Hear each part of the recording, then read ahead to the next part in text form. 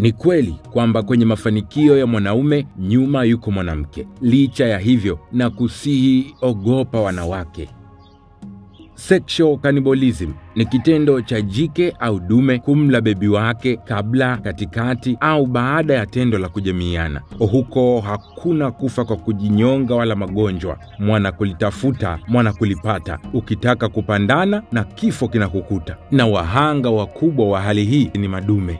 Kuna sababu kadhaa zinazopelekea kutokea kwa sexual cannibalism, kama vile jike kutokuwa tayari kupandwa, uboreshaji wa mayai na hata njaa, ambapo unakuta bebi wavunja chungu ametulia na njaa zake, wanatokea mwana anataka kuendeleza uzao. Jike huona hiyo ndio fursa ya kushiba sasa. Hivyo mwana akiingia kingi, kwisha habari yake. Unaweza kuwaza pamoja na mimi, hali hii ya sexual cannibalism ingekuwa kwa binadamu, ungesikia vijana wakiulizana, jamani, Montana yuko wapi? Basi Zuu naye alienda Sinza. Watu inna lillahi.